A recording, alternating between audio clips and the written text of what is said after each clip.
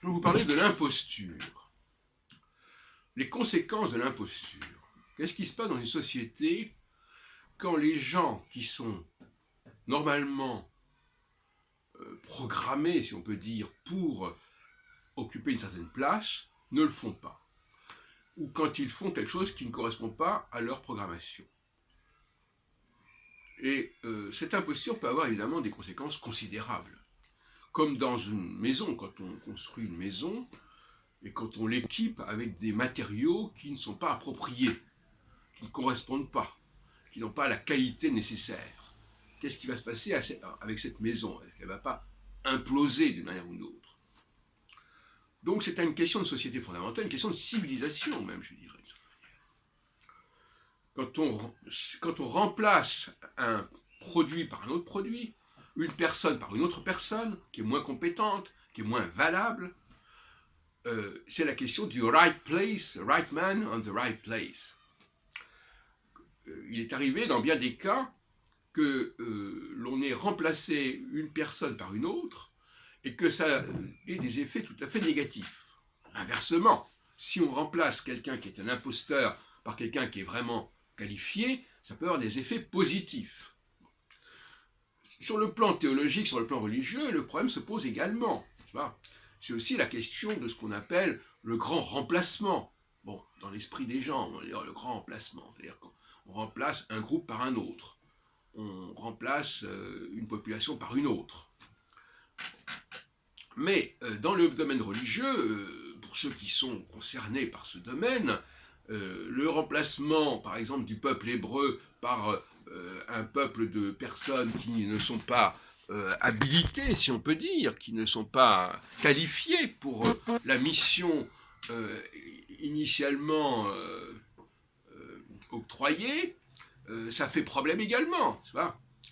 Donc il vaut mieux, au niveau d'une sorte de révolution, il vaut mieux remettre les gens appropriés, les gens qui correspondent à la place qui leur convient, qui convient à leur capacité, et ne pas continuer à mettre des personnes qui ne sont pas appropriées.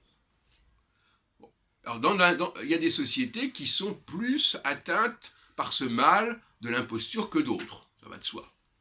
Et puis il y a le problème des femmes aussi, il y a le problème des machines, il y a le problème lorsque justement il y a une substitution, parce que c'est aussi un mot qui est employé par les chrétiens, une substitution d'un groupe par un autre, un ersatz comme on disait sous l'occupation allemande en France.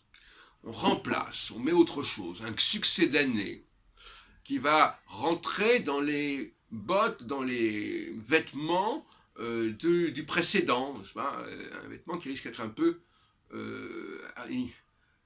trop grand, un peu surdimensionné. Et alors, est-ce qu'on peut jouer avec l'imposture? Est-ce que c'est souhaitable que l'on s'amuse comme ça à remplacer un objet par un autre, une personne par une autre, une population par une autre, etc., etc. Je crois que ça peut être extrêmement négatif et contre-productif. Voilà le sens de mon intervention. Et je crois que dans le cas des chrétiens, effectivement, il faudrait qu'ils s'interrogent. Est-ce qu'ils ont le droit de remplacer les juifs? Est-ce qu'ils ont le droit de dire que ce qui s'adressait aux juifs s'adresse au fait aux non-juifs?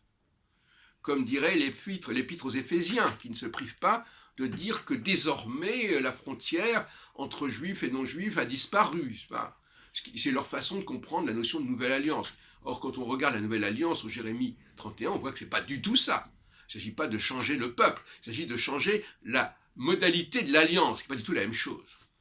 Donc là, on est dans l'imposture et chacun devrait faire son examen de conscience jusqu'à quel point il est dans l'imposture. Mais je voudrais aussi prolonger une vidéo que j'ai faite il y a très peu de temps, où je montrais que nous sommes tous menacés par l'imposture, parce que nous sommes tous tentés de remplacer une personne par un objet, par un ordinateur notamment. Et à partir de ce moment-là, nous allons nous lancer dans des activités qui ne passent pas par les personnes appropriées. Je prends un exemple. Par exemple, vous avez un message à transmettre, au lieu de demander à quelqu'un de le transmettre, quelqu'un qui correspond à cette tâche, vous allez envoyer des mails, par exemple. Bon, ben, les mails n'auront pas le même effet que s'il y a quelqu'un qui va téléphoner ou contacter telle et telle personne, voyez-vous. Donc là, il y a une sorte de déshumanisation qui peut se produire par le biais de la machine, qui va nous donner l'illusion que nous pouvons tout seuls faire tout ce qu'on nous a à faire, et que nous pouvons nous passer de telle et telle personne, que nous pouvons, voilà, on n'a pas besoin de la payer, on n'a pas besoin de passer par elle.